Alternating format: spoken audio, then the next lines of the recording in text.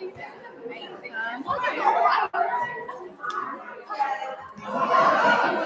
you. So I'll just let it go. Is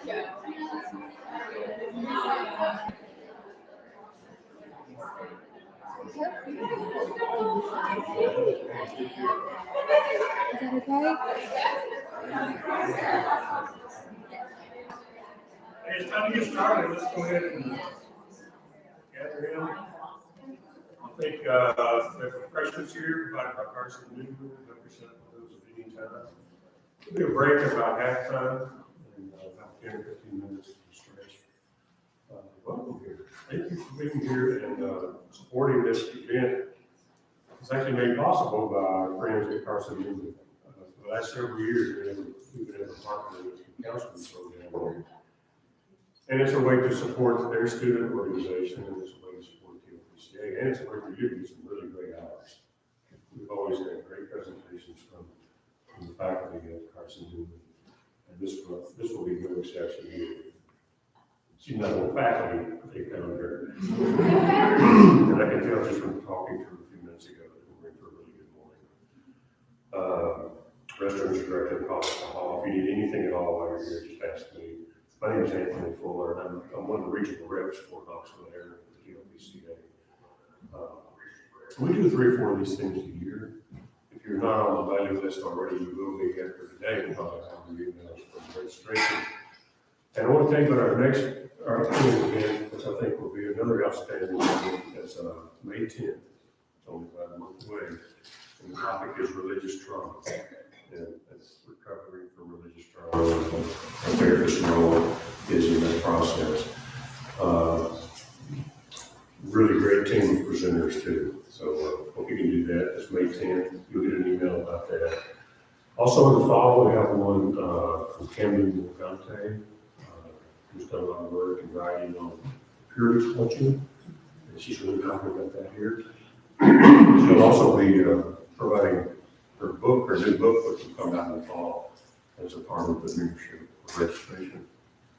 And one more on psychological safety in team settings, which is Tiffany Lindsay's going to be there. That'll be good. But those are after summer, so you have plenty of time to prepare for that. Anna Laura Taylor, on staff, on faculty at Carson Newman College, is going to introduce our speaker today. And thanks again for partnering with us in this. And tell them what school's doing and about the student group, what are you going to say? Okay, awesome. Thank you all for being here. I'm Anna Laura Taylor, and we are excited to partner with LPCA. We're grateful for the opportunity. We've got 2 of our CSI is the group that put this on, our student professional organization. We've got 2 of our leadership members in the back who helped to get the refreshments, put it together. So thank you to Sarah and me for helping to put this event on. We're really excited. And I am honored to get to introduce Mandy Walker. Mandy and I have to tell you Mandy's landline phone number from the early 90s. We grew up together, played soccer together. So this is really fun that we kind of landed in the same field and get to work together. As grown-ups, you knew these Sweetwater girls were going to be here one day. So Mandy, we're excited to hear about DBT from her.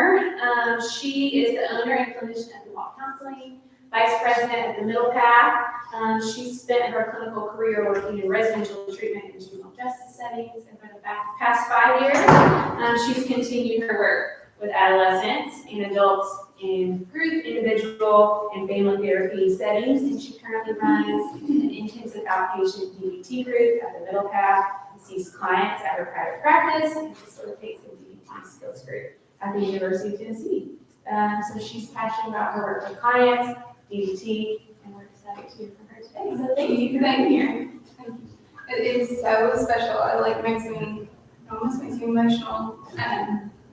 We grew up together. I feel so lucky and blessed that you can be called and asked to do this. So I'm so excited and excited to share with you guys what I'm so passionate about. I see lots of familiar faces, and some of you I've worked with before, I've been to school with, all kinds of good stuff. So excited to share with all of you about DBT And my hope is, and I will say this, first and foremost, is not only just understanding more about DBT, but I want you to leave here and be able to put this into practice right away. That's the cool and unique thing about DBT. And I know this is a room full of, from new clinicians, even interns, to people who've been in practice for years. And I feel like it is my gift to be able to share this with people that I know are doing great work in the field. And I hope that you can leave here and feel confident in your ability to take just a few things away and really put them into practice right away. Okay, so the cool thing is we get 3 hours to do I'm so thankful, and I'm excited to get started. So, let's go ahead and get rolling. So, we need skills. So when I was thinking about this presentation and specific, what do I want to do, what do I want to talk about? Obviously, I knew first and foremost DBT, right? DBT is it for me. I love it so much. I utilize DBT, obviously, in a specific DBT skills group and an IOP, DBT IOP, and I use it in my private practice. And I use EMDR, and I love EMDR, and we'll talk more about the integration of those two. But what is special? What do people not know about DBT? Other than it's just a great modality. I was like, what do I get to see every day? I'm so lucky. And I run an IOP where I see what I would say a year's worth of change in a client in 7.5 weeks. What do I see? What do I observe? I have amazing interns that work with me. What have I heard them say that was like mind-blowing to them? And so in reflecting, I was like, wow, what I see with young adults is unbelievable.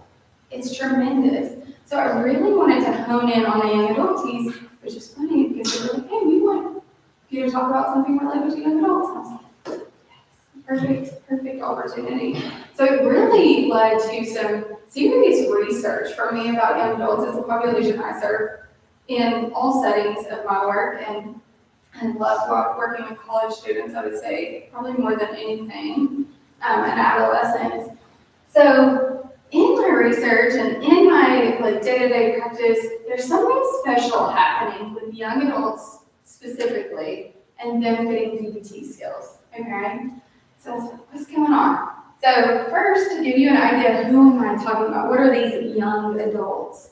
And I was also curious more about different terms for these young adults, but no, they're being called young adults, okay? So this is like our 18 to 25 range. Every once in a while, you'll find some research that will say 17 to 26 or 18 to 26 or vice versa, but most of the time you can see that 18 to 25, okay? And why? Like, what's going on with young adults?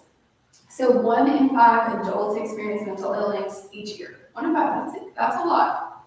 But 1 in 3 young adults experience some sort of mental health diagnosis, life-changing event each year in the US. 1 in 3, that's tremendous amount. Which also tells me, oh, that's why so many of my groups, so many of my private practice clients are flooded with this population.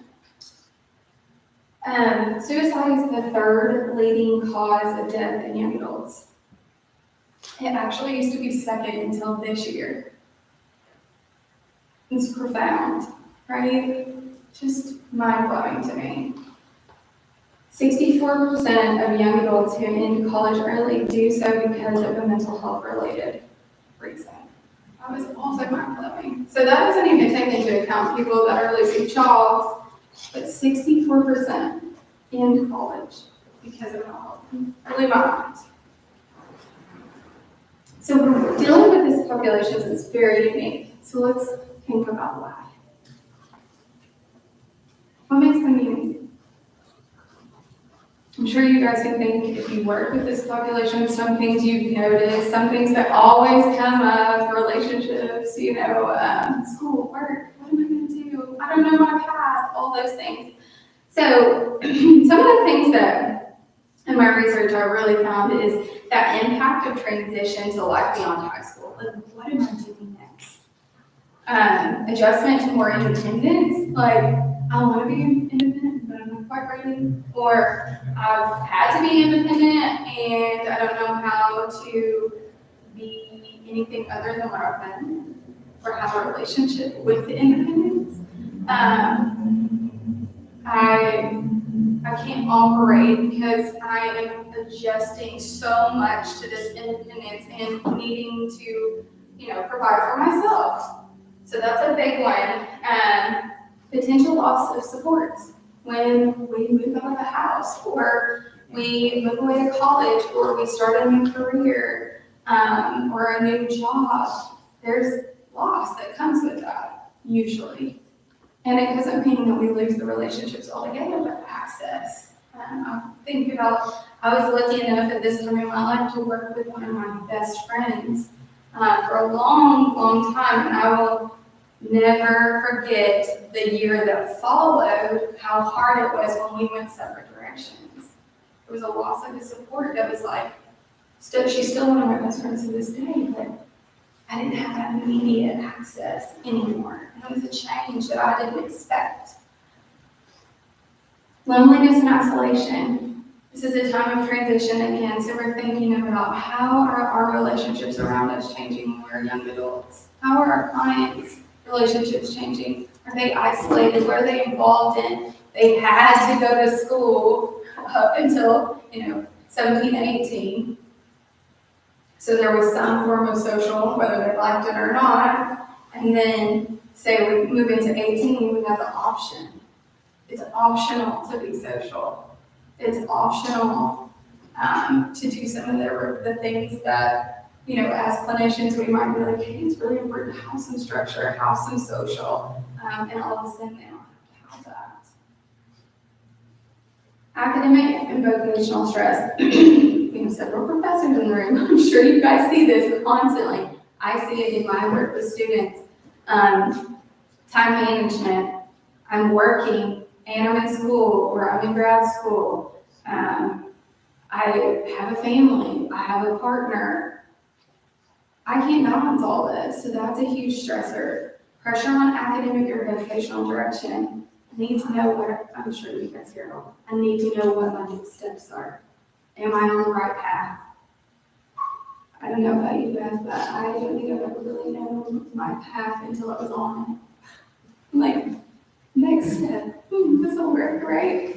Especially when I was this age group, it's scary. You feel like you need to have it all figured out. I hear it in my group room every single day. I have to have a group of 8 right now in practice, a group of 8 young adults. I don't know how it happened. Just hit the jackpot. They're amazing. And I hear more about vocational direction than I would ever imagine. Like, I need to be in my career field. Like, I'm trying to work on my mental health. I really need to get to my career. Like, I have to. I have to do this. But I don't really know what I want to do, but I better get into it. And you hear that, like, panic. Balance of academics, vocation, social, emotional needs. What I said before, just that. All the things up in the air, trying to be great at all of them. In my house and in my practice, I constantly talk about balance because I don't know about you, but I've never achieved it ever. It's always my goal. It's always my life goal. I'm gonna have more balance. We're working on it, right? That's this. And we don't have the skills yet to really know how to balance because we don't know our priorities quite yet, right? When we're in this young adult. Exploration of identity always comes up, makes this population unique. Exploring sexuality and relationships, that comes up in the treatment room often for me. Engagement in behaviors that have potential for poor health outcomes, substance use, violence, self-harm. We see that really up in this age group, especially when there's less anybody caring what you're doing, anybody having their thumb on you every day. Like, you have a lot more freedom. You get to explore this.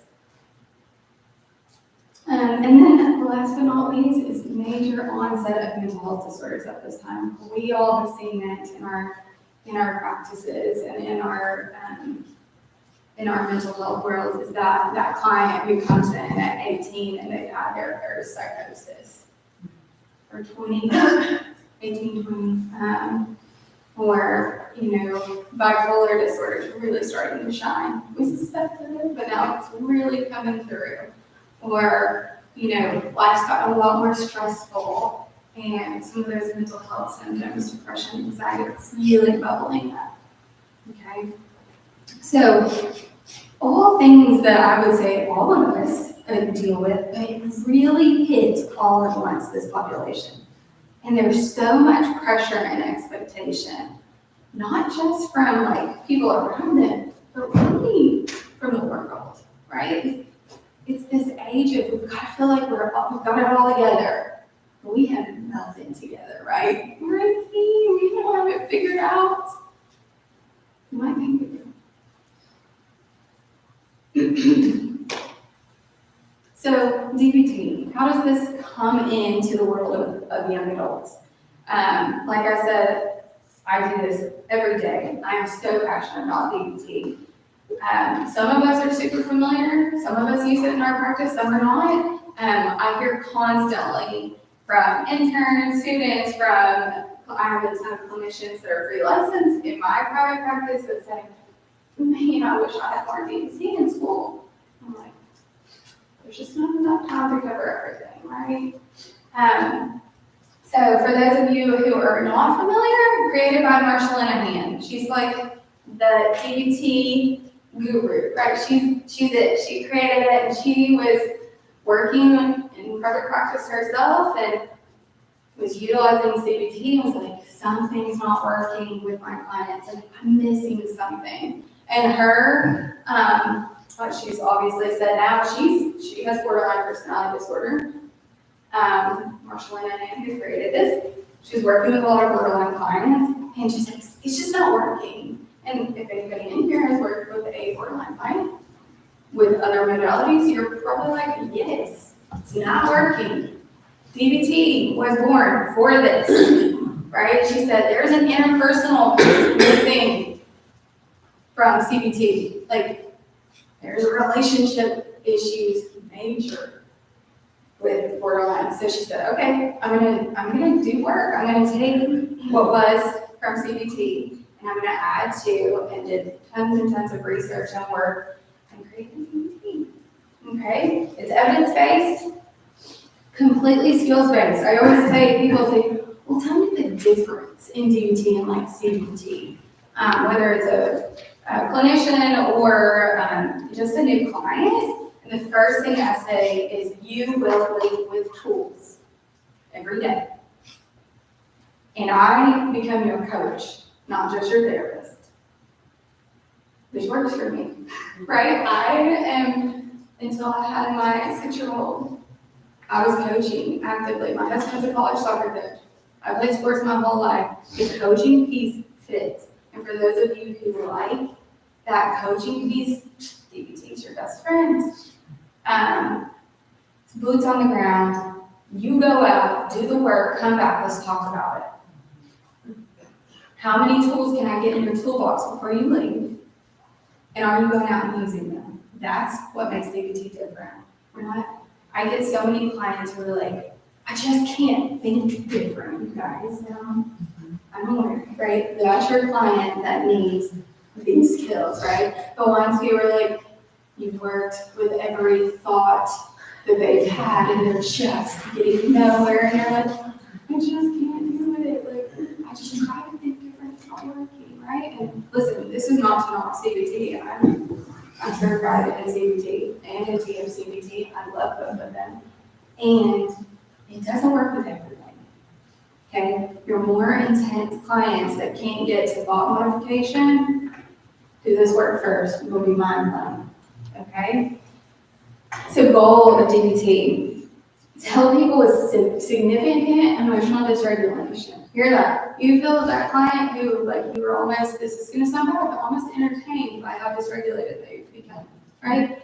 Every day you're like, what are they gonna say this week? Oh, here comes so-and-so. What happened this week? You know, it's gonna be crazy. It's gonna be like story time. That's your client. That's the one that needs DBT, okay? It's not just for BPD. We'll keep rolling with it, okay? Significant emotional regulation problems is the goal. Emotion, thought, and interpersonal interaction associated with problems in their daily life. So this is also your client who, every friend that they've ever had, they don't have anymore. You hear constantly about issues at home, their parents, they don't get along, their spouse, they've had 47 boyfriends in the last 2 months. DBT, okay? Finding balance between accepting themselves and their emotions and the thoughts as they are, without judgment, and work toward making positive changes to build a life worth living. So, middle path, we talk about it all the time.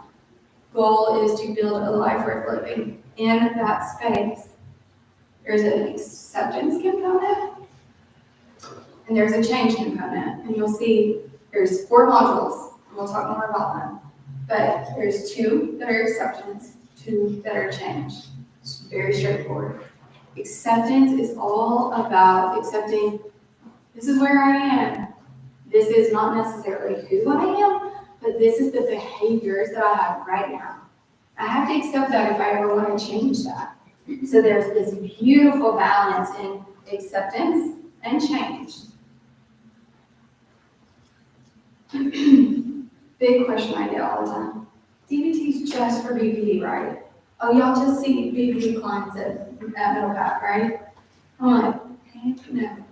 But what I do know is if we can, in 7.5 weeks, or if we can, in a, maybe say, 9 months of private practice work, really hit BPD symptoms with a client who's been diagnosed, and we can no longer meet criteria for BPD, I know we're doing something right, right? And that this is not only applicable to BPD, but what else, right? So some of the ones that I see, obviously there's evidence-based, but I want to tell you too what I see it being really successful with. It's an evidence-based treatment for BPD, chronic suicidal ideation, depression, substance use, disordered eating, self-harming behaviors, anxiety, ADHD. One that is not on here that blows my mind, and we were just talking about, is autism. We have considered over and over, do we need to have an autism-specific group? And there are some reasons we're like, that would be great. We could really hone in on some specific DBT skills that might really help that population. But we also need the group norms to help, right? But you would mind what you see the amazing day-to-day change with anybody in these specific symptom categories, diagnoses, anywhere, okay? And if you have, of course, if you guys have questions about specific diagnoses and how it works, let me know.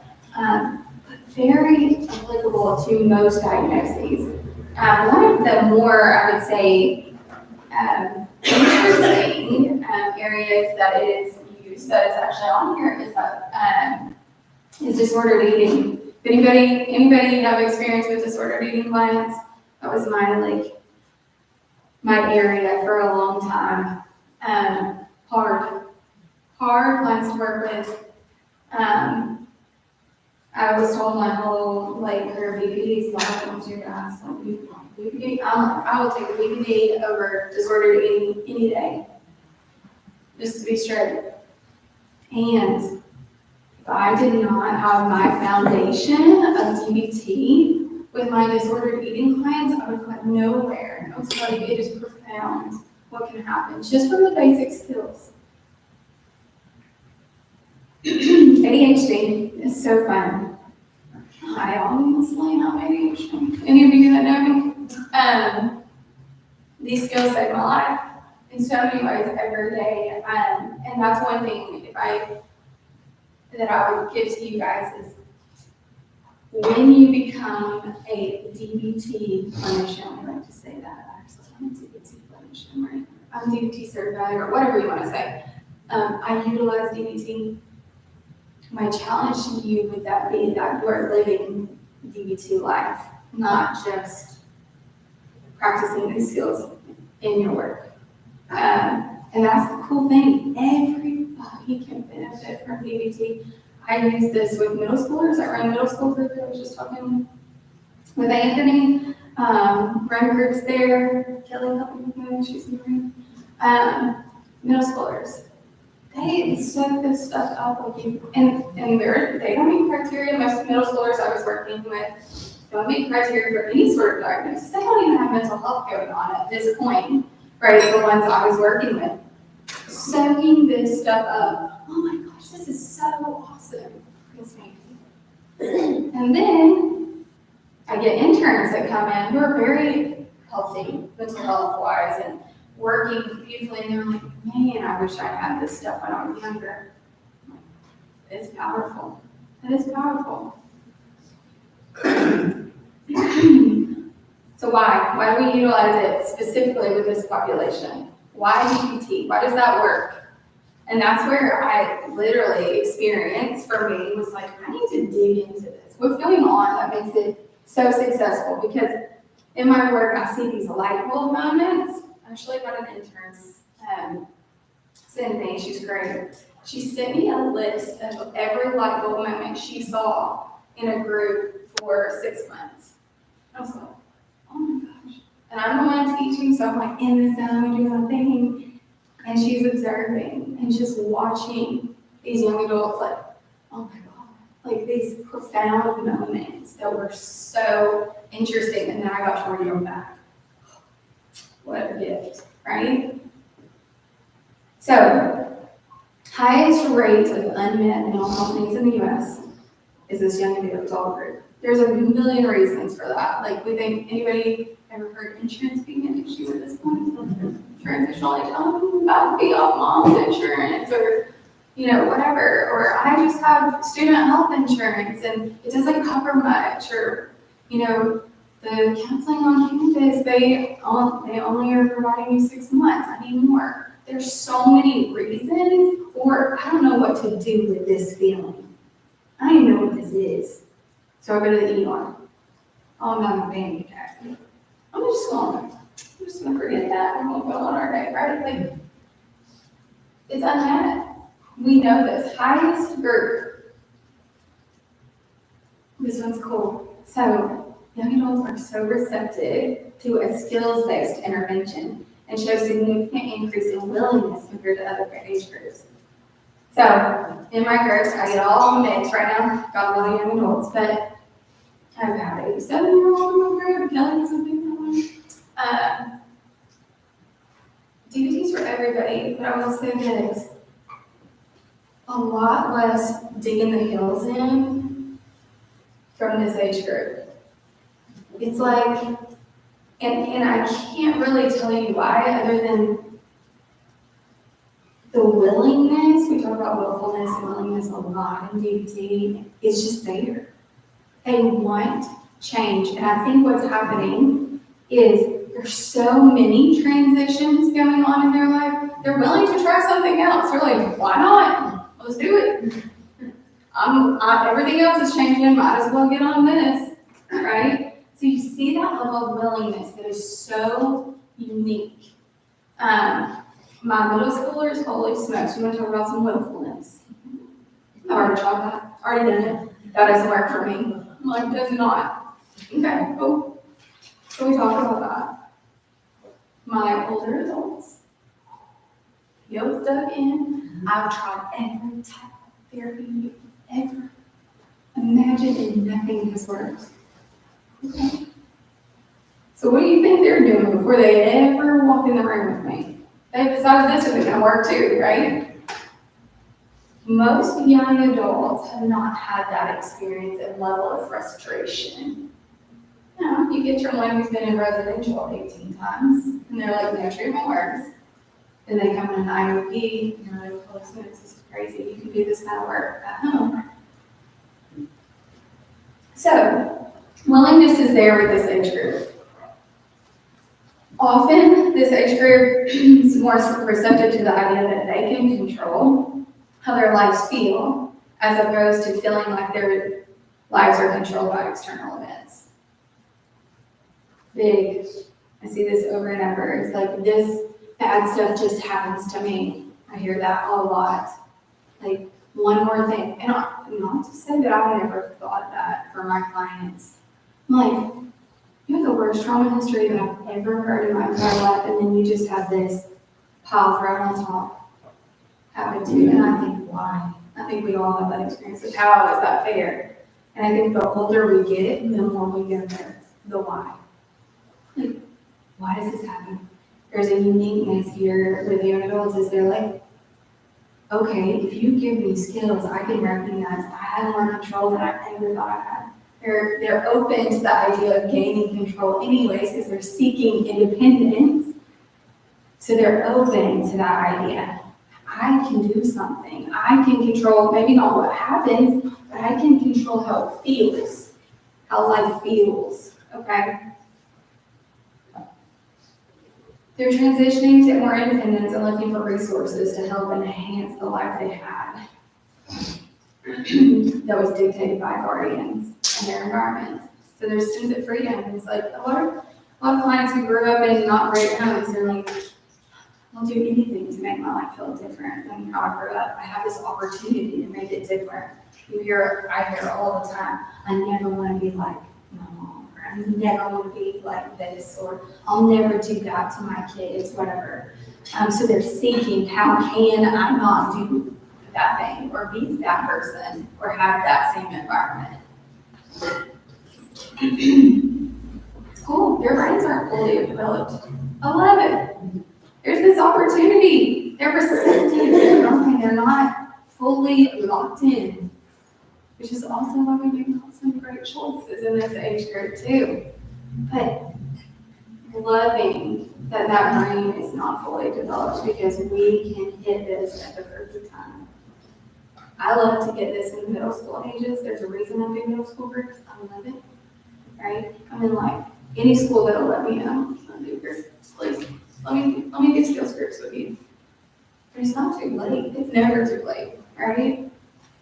Especially when we can get it in before the brain's fully developed. So, next piece. How do you add this to your practice? Why add it to your practice? Who in here is in private practice? Who's community? That's a lot of private practices. Community. Come on. School. Anybody in school?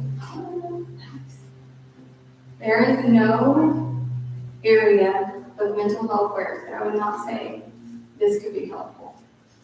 Obviously, I'm a little biased. I love DBT. Why do we do this?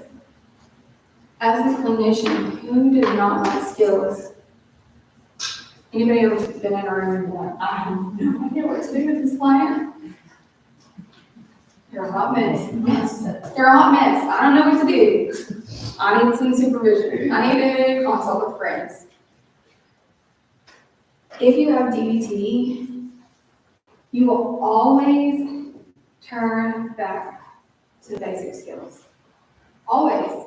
There's several of you. I see your faces in here and I see nods and I'm like, because I know you have that DBT foundation, because you know it always is a fit for everything. You can always turn to this foundational piece. And I know, as I was talking about earlier with Anna Laura, as a clinician, a new clinician, when I was a green clinician, I had no clue what I was doing. I would have done anything to have DBT. I wish so bad somebody could have given that to me. And I practiced the radical acceptance skill that I did not. Right? it would have been so nice because what I hear from my interns, and I think right now we have 15 interns, so I get to work with them a lot. Is I feel so much more confident in the room because I know I can go always back to the skills, and that there is a skill that pertains to everything. So being skills-based makes this such a great tool for every clinician. Great foundation. Fairly structured. So, those of you who do know me personally in this room know, like, I'm like the least structured human in the entire world. I get told I live in the clouds often. I don't like structure. I buck any sort of schedule. That's just me. I've been like this my whole life. She knows. And still need some, right? I still need some structure. And our clients often need a lot of structure in the healing process, right? DBT is so cool because it provides that structure naturally, right? When we're doing skills coaching, there's structure to that. When we have a client that just wants to come in and dump and go, we all have anybody in here have those clients. Every week they just come in and dump and like, all right, feel better, bye, right? That's great, like, fantastic. But is there change, right? There's relief, but is there change? And so that's where this comes in, is the structure of DBT is you absolutely can dump, but you can't go. We're doing something about it. We're not just going to dump and never change. It's great when you feel like you don't know what you're doing.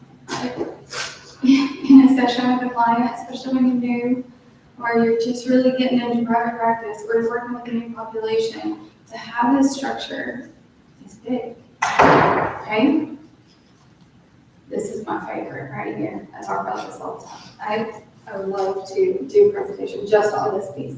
It's a perfect pairing with other trauma work. Anybody do EMDR in here? Anybody do TFCT? So we got a lot of trauma work. What about AAIT? What is that? Acceptance and integration with the other, is it?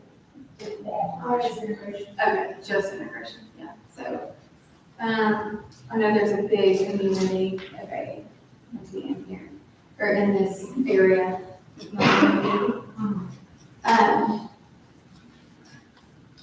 You guys get calls, hey, I'm really looking for an EMDR therapist, or I'm really looking to do trauma work. You guys get those calls? Yeah. So the answer they get from me is, that's awesome. How much DBT have you had?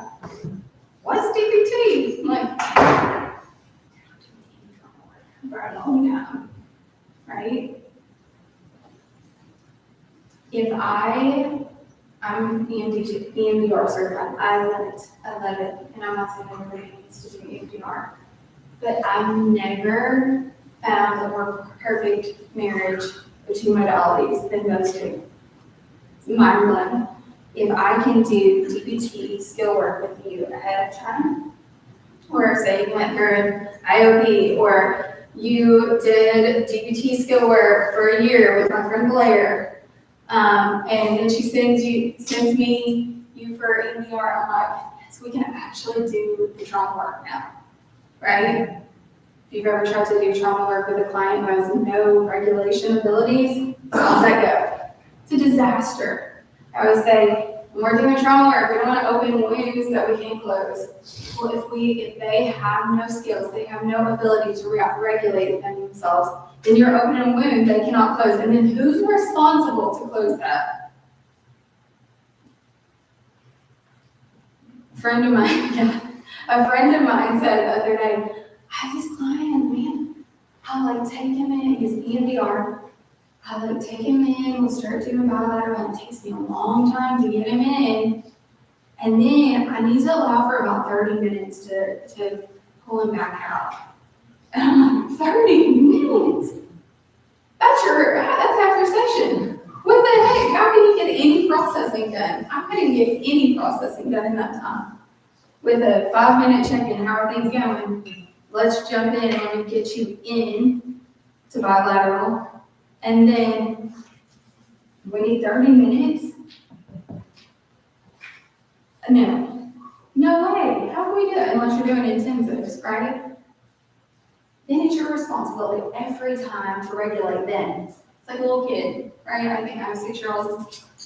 She's wild. Oh my heavens. She's awesome. She's emotional. And sometimes she can't regulate herself, and that is my responsibility. My adult clients have to be able to regulate themselves because they're going to go out and live life, and I can't be there to just squeeze until they, right, like her. They've got to be able to do it, and we do them a disservice if they don't have those skills by entering into trauma work without them. Magic. I love getting that call. Hey, I just completed, a year of DBT work with so-and-so, and they referred me to you for EMDR. Yes, we actually get to do EMDR. Not that I don't love DBT. But I know I'm not spending all this prep work time when all the client wants is like, can you get rid of my trauma? And I'm like, no, we're not even touching that baby, right?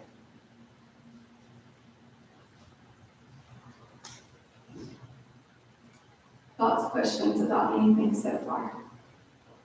Please ask. I love questions. So to throw in the marriage, I'm so glad I just did that, because I do get clients, and after we've done a lot of DBT work, I will refer them for the EMDR. Like, there's still something I'm not helping. Yes. But I have been experimenting more and more with internal family systems. Mm-hmm. So as far as some of those deep wounds, or I would say trauma. Yeah. So could we throw that in also as? Absolutely. Especially, anything you're digging into trauma work, this is a foundation. Truly. And because I think, I don't know if any of you guys who do trauma work, their clients are like, what are you doing? Like, I don't even know. This is so, you're doing some hand movement, or bloodies and tapping, light bar. They're like, I don't know about this. DBT is so opposite. It's so structured. It's so in your toolbox, right? So it's like you have this very tangible thing to this very obscure, what are you doing tomorrow kind of situation in lifeblood, right? So I think same with IFS. And I will not say by any means I'm like an expert on IFS. That structure. Yeah. With something that is more open and less tangible, I think is so powerful. Well, I think this is guided a lot like DBT, though. It's not just this application. Yes, which is same with EMDR, right? It's like even down to you have a script at first, right? And you got to follow this, but there's something like out there about it. I had one client actually say, "You can do that." I was like, not quite happy, but I can see where that to-do stuff. I'm like, you can tell where we live. But I was laughing. But it does, it feels like out there, and I don't really understand it. And I think some of IFS, clients can feel like I'm not really sure what's happening. I don't really understand, even if you explain it to me. And so that balance of, I've got these tools, and I feel confident that I can regulate. That's a big thing. I have so many clients that are fearful of I don't even want to touch that trauma. Like, can we not talk about it? I'm like, we need to, right? Because you're so going to get triggered, and you're going to be really good at getting yourself to be untriggered, right? You're going to bring yourself back down because you got the skills. But you need both. You have to have both. Other thoughts, questions? So far. When you're working with those schools, how many hours do you typically are you able to give them? Yeah. So if you're talking about middle school groups that I was talking about, is that kind of what you're? Like you were saying, going to the school? Yeah, Okay. those are my middle school groups. So Okay, they're actually. that's at the schools. Gotcha. And they're in a group, and it's usually about 8 to 10. Kelly's actually recommending us run these groups before we So it's like an IOP, but at the It's school. not an IOP because it's just a skills group, which we in DBT land is like a 1 hour to 1.5 hour group. So we would do an entire semester of coming once a week. For in those, we had to fit it in like their little schedule. So they were 48-minute groups. So we were all in. We were like Right. fast. But we were doing, I think at one point, I think we had 9 groups of And middle is school every students. student being given this opportunity, or do they have to be paired? So, and that's why I said how cool it was. I had, anybody that knows Wes Murphy, he's done a super good job.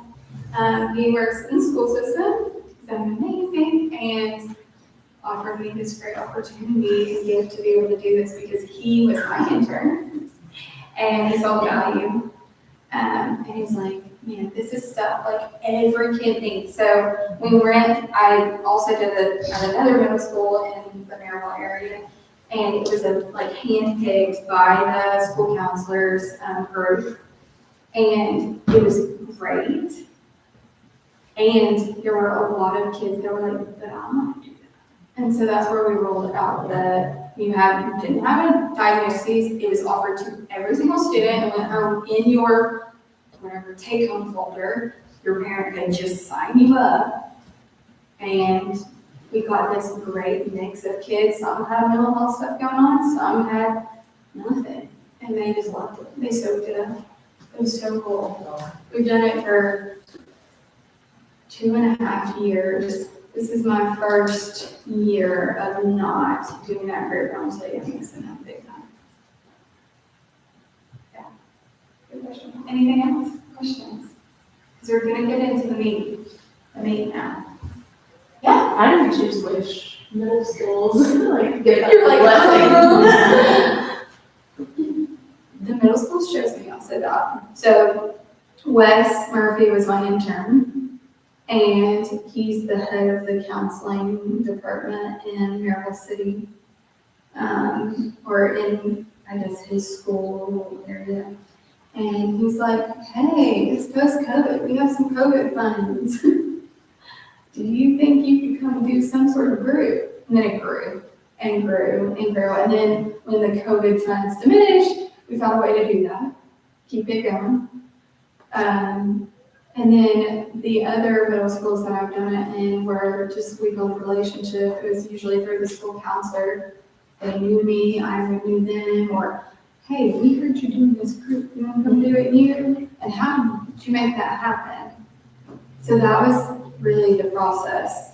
And it's been interesting to see which schools were really receptive.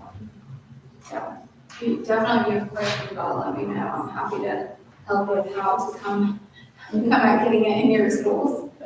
Yeah. Other questions? Okay, you guys ready? Let's do this. So we're moving into the meeting. So 4 modules of DBT. Told you we've got acceptance and we've got change. Remember, we're accepting the parts of us that we love, the parts of us we don't love, the parts of us that are unskillful, that's a DBT term we use a lot, the parts of us that are skillful. We're accepting of all of that, which is very difficult because how many people live with shame, guilt about parts of themselves that they don't love, right? We're accepting it all, because why? To change, we must accept. Okay? If we can't acknowledge and accept, then we cannot change. So then we've got the change side. We all know, we and our clients and young adults have some things that need to work on, right? Behaviors that do not work for us, that do not serve us anymore. Maybe they served us at one point, and they no longer serve. Things that we hide from people, things that are getting us in trouble legally. The gamut, relationship issues that are coming up over and over, the same pattern. There's got to be change. But we must have acceptance. So we've got our acceptance skills, which are our mindfulness and our distress tolerance. So mindfulness, non-judgmental awareness of the present moment, including thoughts and emotions. I think mindfulness is a term that is hot in the mental health world right now. And I know if you're anything like me, you're like, that's not for me. My brain's too ADHD for that mindfulness business. I don't really need that. I can't really just sit and be like, you know, I was like, no, I'll just put that one to the side. Okay? I'm the one that needs it the most. Then we've got distress tolerance. So, crisis survival skills. What do we do when we're super elevated? What are our clients doing when they're at a 10? What are they doing when they're at an 8? How do we survive a crisis without making it worse? Who has been in a situation where you were elevated and made the situation a lot worse with how you reacted? I do that, I do it every day, and I do this work every day, right? My daughter acting crazy, won't get in her car seat. I yell at her or something. What do you think she does? She just hops in her car seat, right?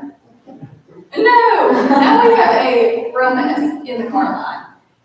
And she won't get in her car seat. I'm getting elevated. I yelled at her, so now she's yelling at me and crying, and now she can't even get her buckle on because she's shaking, right? So I just made the situation worse, and then what happens to me? Now I'm more elevated. So I just created this like chaos for myself. So yes, and mom guilt, and I'm like, who saw me? Right? I was always just yelling at her. It's all chaos inside. Can I take one of this? No. But truly, we have an opportunity all day, every day, to get elevated, do we not? To our clients. If we have no skills, we will always make it worse, every time. Right? That's distress tolerance. We've got to have what I call the Band-Aid. To just get us through that elevation moment so that we can then later problem solve. Okay? Acceptance. So then we've got our change skills. Motion regulation. I always get the call, I just think I need to work on emotion regulation. And then I hear it and I'm like, oh, you need a distress tolerance. But we'll get to that emotion regulation piece, right? This is changing unwanted emotions, reducing vulnerability. You're going to hear that word a lot, vulnerability to emotions. Like being in charge, right? I don't want to manage my emotions, not them manage me. Okay, that's emotion regulation. And then our last but not least change is interpersonal effectiveness, improving and maintaining relationships and self-respect. I will tell you guys that module right there, and you will hear in detail little snapshots of skills. That's what makes DBT very, very, very different from other modalities. Okay, is that interpersonal piece. It will always soak in all the goodness of all the 3 prior modules that I told you about. But then we get to interpersonal effectiveness. Why didn't nobody teach me this earlier in life? Like, I get it every time. Why did I not? Why didn't nobody tell me this? Why are we not teaching this in school? And I'm like, I hear you, it's powerful. It is so powerful, but it makes it different, okay? So, what we're going to do is, it's like, what would I want to have a training? If I was in your shoes, and I've been in your shoes a lot, I want to give you a snapshot of skills that I teach every single day to all of my clients. So I'm going to hit some in each area, in each module that I think will be helpful. I picked just a variety, and I just want to teach them to you, just like I would teach my clients, what I do every day. So you guys feel good about that. And I want you to ask questions. I want you to be involved. I don't want you to just be like, okay, that's enough. Maybe. Ask me the question. Okay? I think what we're going to do, we're an hour in. Let's take a break. And then we're going to come dig in for the last little bit. Are you okay with that? So 10 to 15 minutes here. And then we'll dive in.